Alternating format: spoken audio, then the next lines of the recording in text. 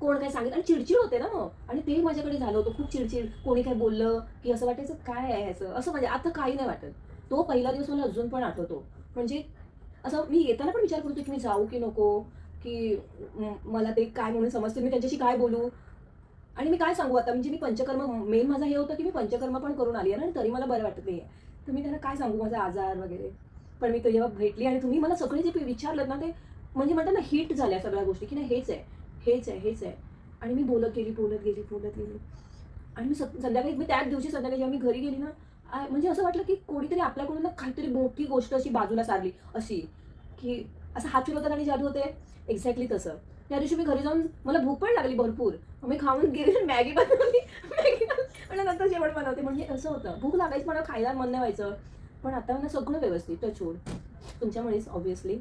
खरंच म्हणजे तो खरंच मी विसरत नाही कधी तो दिवस अजून पण. म्हणजे मी कंपेअर करते की तो दिवस, आजचा दिवस, आजचं दुखणं, जे दुखणं होतं तेव्हा पण आता मला काही वाटत नाही त्याचं.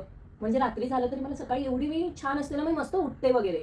मी अजूनपर्यंत आता हॅबिटचा पण योगा जॉइन केलाय मी, पण एक दिवस पण मी स्किप नाही केला. आज 43 डेज झाले. एक दिवस पण नाही मी स्किप करत. एवढं मला हे असतं की नाही मी करणार, मी करते. पडून. Thank you to you. म्हणजे मी खरंच म्हणजे मनापासून, मनाच्या अगदी कोपऱ्यापासून तुम्हाला खरंच थँक यू. आज मी खरंच जी काही आहे ती ब्लेसिंग आपले आई-वडील आहेत, गुरुजी आहेत ते आहेतच. पण म्हणतात ना एक सपोर्ट पण लागतो ना त्याला उभं करायला. तो तुम्ही सपोर्ट म्हणून आहात माझ्यासाठी आता. येस. तो क्या फ़र्क आ गया पहले में और अभी में? जब भी आप जिस दिन आप आए मेरे पास, हं. उसके पहले क्या था और अभी क्या है? अगोदर म्हणजे मला त्रास आहेच. म्हणजे आजचा त्रास नाही आहे मला, एक 20 वर्षापासूनचा त्रास आहे ना तो. तर म्हणजे पंचकर्म जेव्हा पहिलं झालं ना 2009-10 मध्ये, तेव्हा मी बऱ्यापैकी बाहेर आली. म्हणजे 80-90% मी बाहेर आली त्यातून. त्यानंतर मेडिसिन चालू होते. आयुर्वेदिक मी ॲलोपॅथी नाहीच केलं. कारण ॲलोपॅथी म्हणजे स्टेरॉइड. म्हणजे हं. पेन तुम्हाला हे करणार आणि तो नंतर इफेक्ट करतोच बॉडीवर. तर तिथे मला जायचं नव्हतं. मग त्या गोळ्या चालू होत्या. बरेच वर्ष होत्या. म्हणजे एक 5-6 वर्ष मी कंटिन्यू व्यवस्थित गोळ्या वगैरे, मध्ये-मध्ये फॉलोअप पण होतं. मग नंतर मी म्हटलं गोळ्या थोड्या बंद केल्या असं. Rheumatoid arthritis? रिमेटाईड आर्थरायटिस हां. हे. तर मग गोळ्या मी बंद केल्या.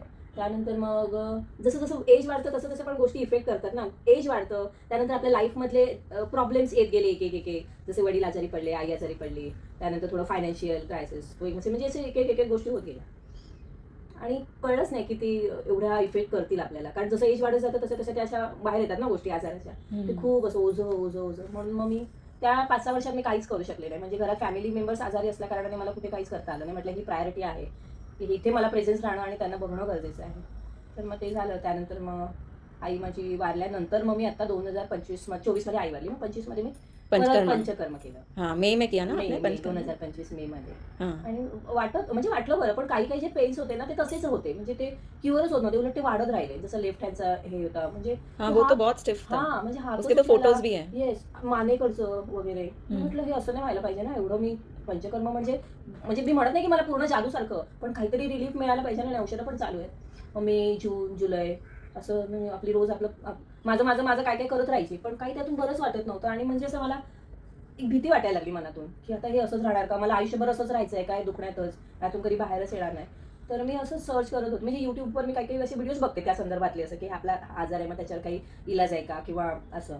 तर तेव्हा मला ते देशपांडे आहेत ना, त्यांचा मी व्हिडिओ बघितला, मेरू चिकित्सेवरचा आणि मला तिथे थोडंसं क्लिक झालं, की म्हणजे त्यांनी जे एक्सप्लेन केलं ना, की असं-असं शरीरात असतं आणि इथे-इथे ते अडथळे असतात. ते आपण समजा बाजूला केले, तर जसा ब्लड फ्लो आहे किंवा आपले विचार आहेत, ते बाहेर पडतात किंवा त्याला एक मार्ग मिळतो आणि ते मोकळे होऊन हे होतात. हं. मग तेव्हा मी सर्च केलं, की कारण त्यांचा मला ॲड्रेस वगैरे काही माहीत म्हणजे त्याने ते मला लांब पडणार होतं, कारण मी जॉब पण करते.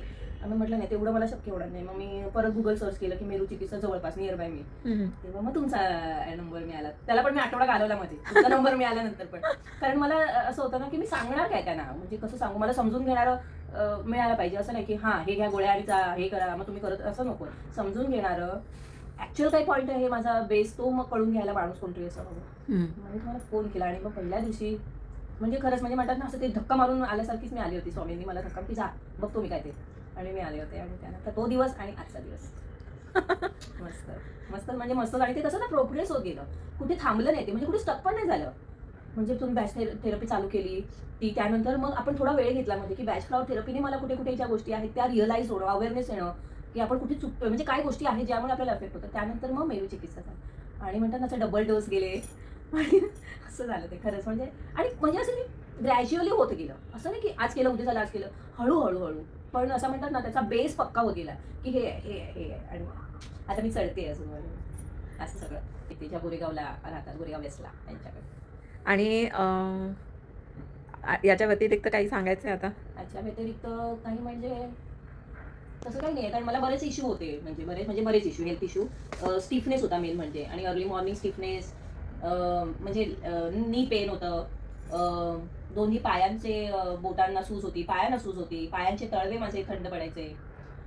Upper body, neck stiffness, swelling थोडंसं नेकला होतं.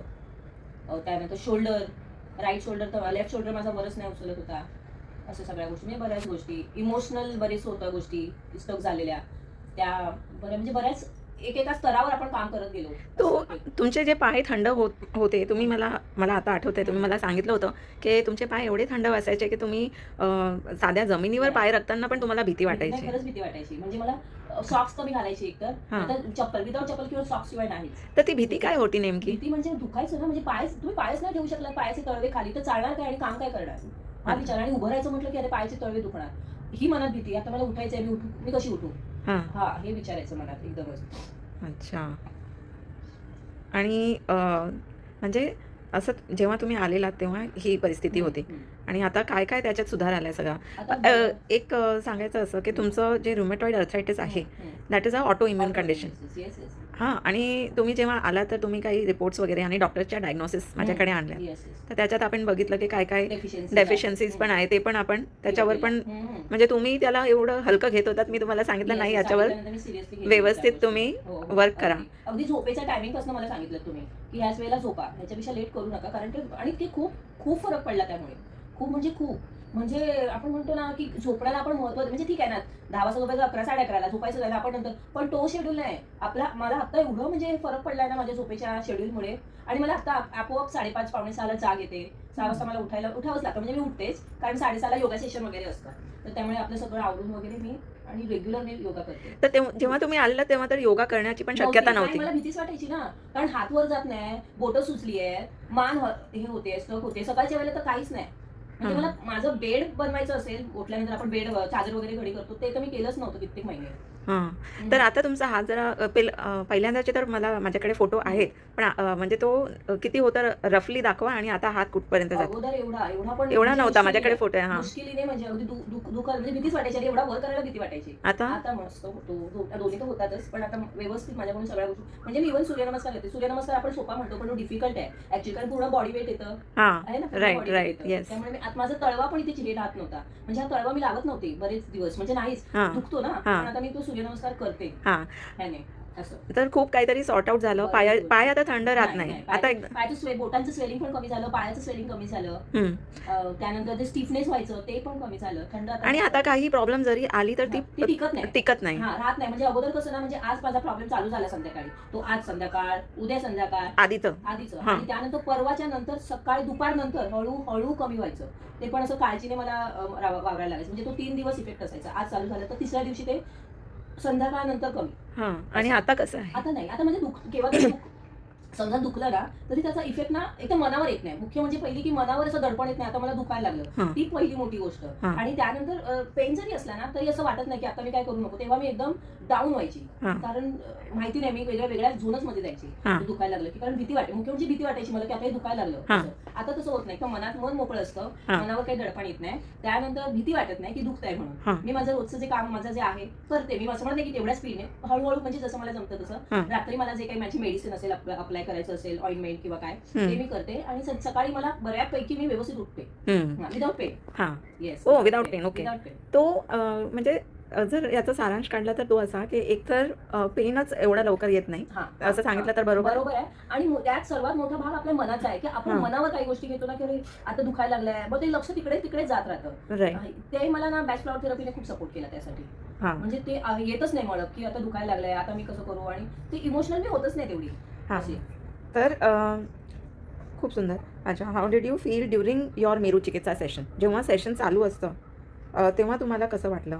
मेरू चिकित्सा चालू झाल्यानंतर मला जेव्हा पहिलं सेशन दिलं गेलं, कारण मला बॅकफ्लॉवर थेरपीने माझे एकदम मनाचे जे मळब असतात, मी तर म्हणेन मळब असतं की आपण बरे होणार की नाही, आपण इथेच राहतो की नाही, ती एक मळब दूर झाली. आणि त्यानंतर पहिला मेरू चिकित्सा दिल्यानंतर मला बऱ्यापैकी गोष्टी अशा म्हणतात ना, अवेअरनेस आलं त्या गोष्टींमुळे, की नाही काही गोष्टी तरी म्हणजे असं आपल्या बॉडीत म्हणजे अवेअरनेस असेल तर जाणवतात. तर ते मला थोडं असं ना अवेअरनेस, आपण म्हणतो हळूहळू फुल खुलत जातं, तसं माझं ना ते होत गेलं हळूहळू गोष्टी, की बाबा नाही काहीतरी आपल्या बॉडीमध्ये हालचाल होते आहे, आपली बॉडी काहीतरी आपल्याशी बोलते आहे, हेही मला त्यानंतरच कळायला लागलं. अवेयरनेस हळू-हळू वाढली, हळू-हळू अगदी म्हणजे सजगता। सजगता. हां, स हां. और इसीलिए मैं है ना अधिकतर लोगों को बोलती हूँ कि इनफैक्ट आपको भी मैंने जब हं. हमारी बातचीत हुई माझं हो, हो. तुमच्याशी जेव्हा पहिल्याच बोलणं वेळेला झालं, तेव्हा. मी तुम्हाला सांगितलं की 15 सेशन कमीत कमी हो, सुरू करा. हो, हो, हो. मग तुमचं जे कंडिशन आहे त्याच्या हिशोबे कशी तुमची प्रोग्रेस आपण आहे करत जाऊ. आणि मी तुम्हाला हे अगदी, सुद्धा अगदी. तुम्हाला आणखीन सेशन्स लागतील, पण तुम्ही सुरुवात 15 सेशनने बरोबर. करा. होय, होय, होय. तर आणि त्याचं तुमचं प्रत्येकाला जे गायडन्स मिळालं ना, ते मला खूप सपोर्ट करत गेलं.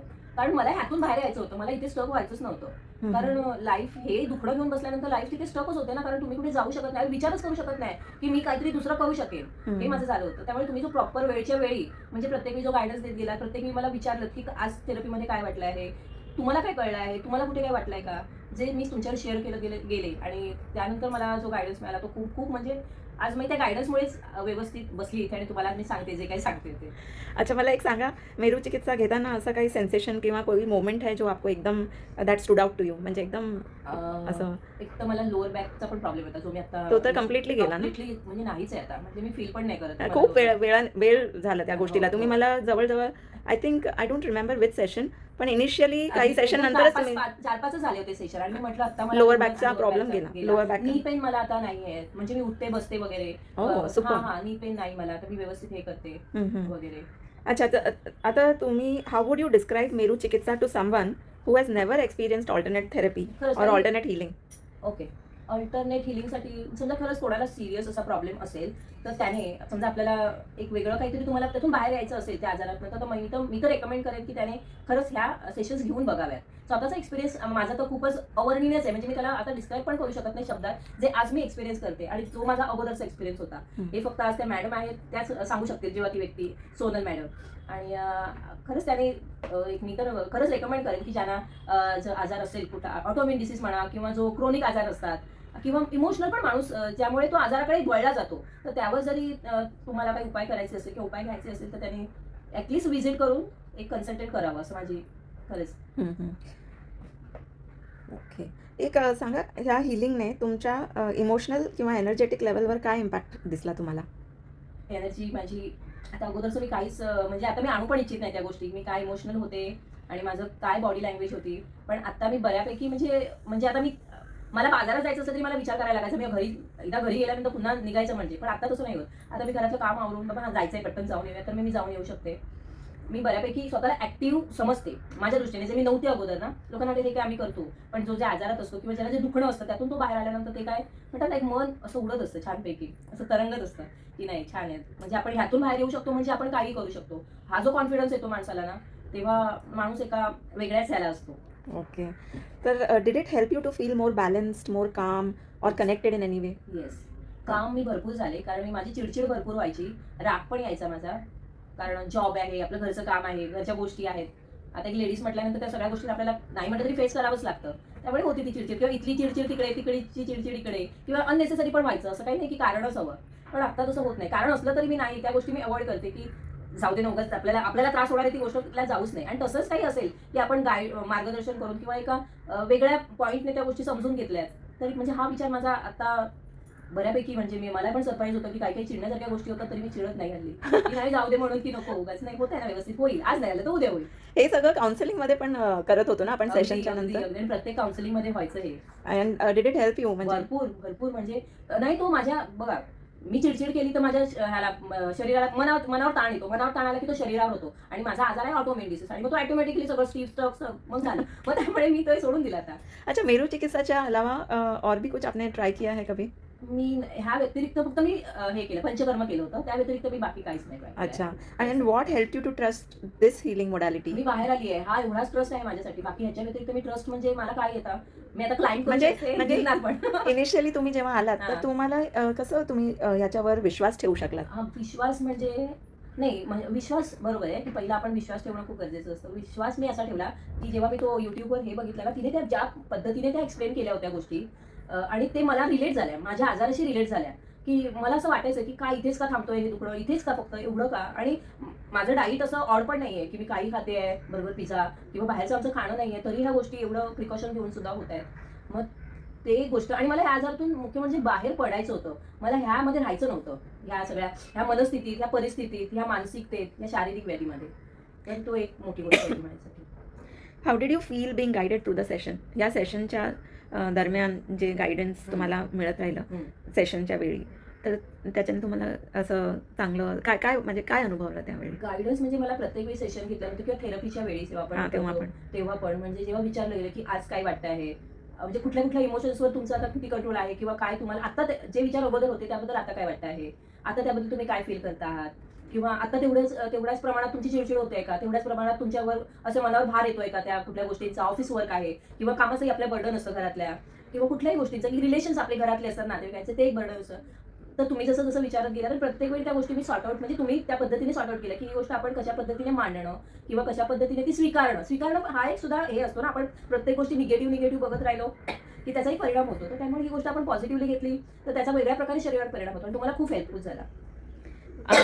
आणि असं या नॉन जजमेंटल स्पेसमध्ये आणि सेफ स्पेसमध्ये तुम्ही हे सेशन्स घेतले, म्हणजे तुम्हाला इथे येऊन कोणी जज करत आल्यानंतर Exactly, तसं वाटलं का? अगदी अगदी अगदी अगदी. म्हणजे इथे मी कुठलाही काहीही शेअर करू शकते. इव्हन कुठली गोष्ट म्हणजे पर्सनल आहे, ऑफिशियल आहे, कमर्शियल आहे, जे काही मला वाटतं ते मी इथे येऊन बोलू शकते. अच्छा. मेरू चिकित्सा तुम्ही हू would you recommend Meru chikitsa two and का? कुणाला तुम्ही मेरू चिकित्सा मी रेकमेंड जसं कराल आणि म्हणाले का? की ज्यांना पण म्हणजे इमोशनल आपण असतो, पण आपल्याला त्या गोष्टी कळत नाहीत कधी कधी की त्याचा इफेक्ट कुठे होतोय, कशा प्रकारे होतोय, आणि त्या गोष्टी कधी कधी आपल्या मनावर एवढा बर्डन देतात की त्याचा शारीरिक हळूहळू इम्पॅक्ट होत जातो. तोही आपल्याला पण तो एकदम असा भरपूर झाला किंवा क्रोनिक आपण म्हणतो, काही काही आजार क्रोनिक असतात. पण ते क्रोनिक का होतात की आपण एकतर त्याच्याकडे दुर्लक्ष करतो किंवा ॲलोपॅथीच्या मेडिसिन घेऊन सरफेस करतो टेम्पररी की नको आता तेवढ्या पुरतं. पण ज्यांना मी तर ह्या गोष्टी म्हणेन की ज्यांना ऑटोइम्युन डिसऑर्डर असेल, इमोशनली जरी कोणी असेल, ज्यांना आजार आहेत, त्यांनी एकदा कन्सल्ट करावं असं मी ते रेकमेंड करेन. की कुठल्याही लेवलवर तुम्ही ह्या गोष्टी करू शकता. असं नाही की आजारही हवेत. जस्ट तुम्ही एक कन्सल्ट करून गेलात की काहीतरी आपल्याला वेगळं वाटत असतं, पण कधी-कधी आपण व्हॉइस आउट होत नाही. आणि मग त्या गोष्टी अशा एक साचत फक्त जातात. कन्सल्ट करावा की सेशन्स घ्यावे? कन्सल्ट करून तुम्ही गाईड करालच त्याला प्रॉपर वे की आपण एवढ्या हे करून सेशन घ्यावे. मी तर म्हणते सेशन तर कारण फक्त कन्सल्ट कन्सल्ट करून उपयोग नाही. म्हणजे कन्सल्ट करून सेशन घ्यावे आणि त्याचा खरंच म्हणजे तुम्हाला जाणवेल स्वतः की की ह्या गोष्टी पण आहेत, ह्या गोष्टी पण इथे अडकल्या होत्या आणि आपण त्यातून किती बरं आणि सहज बाहेर येतो. असं कुठलंच काही नाही किंवा इंजेक्शन आहे, टॅबलेट आहे, हे घ्या, ते घ्या, असं काही नाही. आणि ते 15 सेशन संपल्यानंतर म्हणजे वो 15 सेशन खत्म होने के बाद में आपने और फिर आपको क्या नज़र आया? ऑब्वियसली कुछ आपको समझ आ गया, Yes. जिसकी वजह से आपने डिसाइड किया कि अभी मुझे ये लेते रहना 15 है. सेशन झालं. 15 सेशन मला होतेच म्हणजे मी हां. घेणारच होते. पण 15 सेशन मध्ये मला जे इम्प्रूव्हमेंट वाटलं की नाही, ह्या गोष्टी जर एवढ्या लेवलवर जाऊन जर मला ह्या 15 सेशनमध्ये देत आहेत, म्हणजे आपण म्हणतो ना, एक आपण इथेच डोंगराच्या पायथ्याशी आहोत. आपण डोंगरवरती चढूच शकत नाहीये. तो आज मी ज्यावेळेला विचार केला की नाही, आता मी अर्धा तरी डोंगर चढू शकेल, की मी एवढी तरी माझ्यामध्ये कॅपॅसिटी आली, कॉन्फिडन्स आला आहे, माझी बॉडी मला सपोर्ट करते आहे. मी ॲटलीस्ट म्हटलं अजून थोडं आपण जरा स्वतःला पुश केलं किंवा पुढे गेलो तर आपण बऱ्यापैकी म्हणजे तो कदाचित आपण डोंगरही पार करून जाऊ. एवढा मला तो कॉन्फिडन्स आला आणि त्यामुळे मी कंटिन्यू केलं की म्हटलं जो आहे आजार, जे काही आहे ते छोट्या-छोट्या गोष्टी, त्यातून पण आपण बाहेर येऊ लवकरात असं. ओके. छान. एका ओळीत जर सांगायचं असेल काही, इफ यू कुड describe your experience in one sentence, तर ती ओळी कशी काय म्हणाल तुम्ही? तुमच्या हृदयाने सांगा जे काही सांगायचं आहे. हा हृदय आणि म्हणजे एका ओळीत तुमचं जे काही अनुभव आहे जर सांगायचं असेल तर काय सांगाल? शांत, समाधानी, सुखी आणि आरामाचं जीवन जगायचं असेल तर जगायचं असेल आणि स्वतःला मनापासून काही गोष्ट एक साध्य करायची असते. आपला एक एम असतो लाईफमध्ये की आपल्याला निदान हे तरी करता यावं किंवा ह्या गोष्टी आता आपण जॉब करत आहोत, तर जॉब नंतर आपण आता रिटायरमेंटची वेळ आली, आपण निदान इथे तर त्या गोष्टी काही खरंच साध्य करायचं असेल ना, तर माणसाने आपल्याला त्या ह्याच्यातून बाहेर येणं गरजेचं आहे. म्हणजे म्हणतात ना वाईड रेंज. तर मेरू हा तुम्हाला खूप सपोर्ट करेल. खरंच खूप खूप सपोर्ट करतो. का सपोर्ट करतो मी म्हणते की तो फक्त बॉडीवर नाही तो तुमच्या मनावर, आत्मा म्हणेन मी तर, मनापेक्षा आत्म्यावर खूप परिणाम करतो आणि तुम्हाला जेव्हा ते फील होतं ना, तेव्हा तुम्ही स्वतःच त्या गोष्टीकडे आकर्षित होता की नाही, काहीतरी वेगळं आहे. या मेरूचा इफेक्ट तुम्ही ऑफिसमध्ये किंवा घरात किंवा आपल्या काय म्हणतात सगळे संबंधी अंदर इंटरपर्सनल रिलेशनशिप्स, काही मॅनेजमेंट ह्याच्यात पण तुम्हाला याचा काही खूप झाला ना परिणाम. कारण ऑफिस म्हटल्यानंतर तिथे स्ट्रेस आहेच. म्हणजे आज मीटिंग्स आहेत, उद्या पुढे बाहेर जायचं आहे. आमचे आमचे कोर्ट्समध्ये मॅटर असतात. कोर्टमध्ये मॅटर म्हटल्यानंतर मग सगळंच म्हणजे सगळं उलटपुलटच असतं. मग त्यामुळे पण मला खूप खूप खूप हेल्प झाली. म्हणजे मी सांगू शकत नाही की मला कुठे कुठे ह्या गोष्टींचा उपयोग. एक तर मुख्य म्हणजे कामनेस आला माझ्यामध्ये. ती हडबडी होते किंवा आपण हडबडी इन द सेन्स की आपण नाही म्हटलं तरी स्ट्रेस येतोच आपल्याला, की अरे उद्या कोर्टमध्ये जायचं आहे, हे ब्रीफिंग आहे, ह्याला अटेंड करायचं आहे किंवा जे काही आहे ते, किंवा उद्या बाबा मीटिंग्स आहे तर त्याचं प्रिपरेशन असतं वगैरे. तर ते मला खूप गोष्टी हेल्प झाल्या. छान, छान. तर असं म्हणतात की प्रकारच्या लक्ष्मी असतात, हं, है ना? हं, संतान लक्ष्मी, वैभव लक्ष्मी, हं. मला सगळे नाव आता मला पण एकदम तोंडी नाही आहे. तर त्याच्यात हे स्वास्थ्याचं पण मला वाटतं कदाचित एक लक्ष्मी माता असणारच, अगदी. नाही का? तर तुम्हाला असं वाटतं की ह्याच्यात म्हणजे मी मी असं हं, विचारते हं, समोरून हं, हं. की ह्याच्यात जर आपण लक्ष दिलं, तर बाकीच्या सगळ्या लक्ष्मी पण खूप आपणहून येतात. आपणहून येतात. कारण म्हणतात ना निरोगी शरीर हेच पूर्ण सॉरी बऱ्याच वेळ बोलते ना आप मी. बहुत लड्डू खा रहे हो कुछ दिनों नाही, से. नाही. मी बऱ्याच वेळ बोलते ना त्याच्यात म्हणून ते हे होतं. हां, बोलिए. आपण म्हणतो निरोगी शरीर, त्यानंतर निरोगी आयुष्य. हेच तर पूर्ण म्हणतो ना आपण आयुष्याची गुरुकिल्ली. आपण एका म्हणतो की पैसे नसले तरी चालतील. आपण अर्ध खाऊ, पण तब्येत चांगली ठेवा. का म्हणतो? ह्याच गोष्टीसाठी म्हणतो. ओके. अशी एक आहे. ओके. सो मला आतापर्यंत आतापर्यंत मी ज्या गोष्टींबद्दल माझ्या अनुभवाबद्दल बोलत होते आणि मेरू चिकित्सा आणि थेरपी या गोष्टींबद्दल मी तर तुम्हाला आतापर्यंत एक्सप्लेन केलं. ज्यांच्याकडून आणि मी घेत होते त्या या आहेत. त्यांचं नाव आहे सोनल काबरा. या. Alright, great. Yes. तो बहुत लोगों ने रिक्वेस्ट किया था कि हमको जानना है, हम्म, तो हमने ये शूट किया और इंसिडेंटली एकदम ऑन द स्पॉट शूट किया है हमने, कोई प्लानिंग नहीं करी। हाँ. और सारिका जी मराठी में बहुत कंफर्टेबल थे तो हम लोगों ने मराठी में ये शूट किया है। आई होप आप लोगों को इससे काफ़ी जानकारी मिली होगी और अगर पॉसिबल रहा तो निकट भविष्य में हम हिंदी में भी शूट करेंगे आपके जानकारी पर्पज के लिए। So thank you so much. Thank you आपको, And, थैंक यू बहुत सारे लोग यहाँ पे सेशंस लेके जाते हैं और काफ़ी उनको फ़र्क पड़ता है, लेकिन कई बार जो भी उनके रीजंस है वो लोग इतना खुल के शेयर नहीं कर पाते। फिर भी कुछ लोगों ने अपना गूगल पे भी रिव्यू डाला है, तो दैट्स वेरी नाइस।